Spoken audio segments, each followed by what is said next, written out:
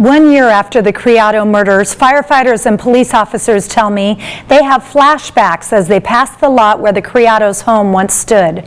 One young firefighter told me he performed CPR on a couple of the children that day, right in the front yard, and couldn't help but think of his own children who were the same age. You're responding to a possible structure fire. Deputy Fire Chief Gordon Sletmo was alone at headquarters when the call came in. Space that they can see smoke all over a roof around a chimney. He was first to arrive on scene and first to hear 2 bodies found inside. All of a sudden, this went from what we do every single day to this pretty huge thing. The 4th alarm, all units to the scene, code 3. Deputy Fire Chief Justin Bates helped call him back up as firefighters carried 4 more people from the small home. Those guys are not thinking about the magnitude of this call they're in. It's not until much later that the adrenaline runs out and they're able to kind of look at the human side of it. We need 10th Street shut down. To Union 1, I'll be clear. July 18th was Scott Clausen's first day on the job as lieutenant at Medford Police.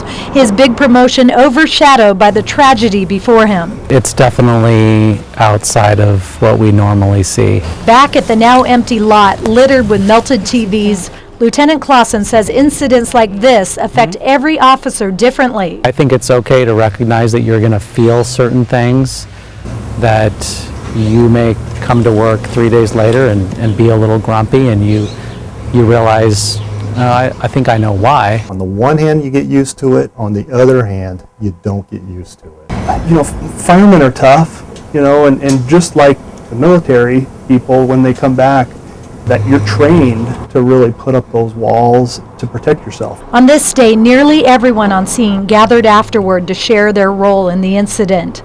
Bates says it helps put all the pieces of the puzzle together for those who are struggling to see the big picture. You can't go through something like that and have it not affect you. And whether they want to hang their hats and talk about it or not, many responders say this is a memory that can't be bulldozed away.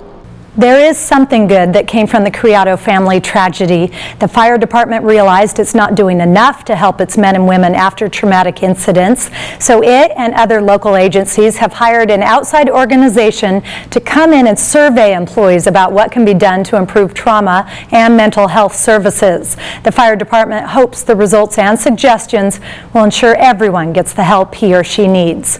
Covering your news, Libby Dowsett, News 10.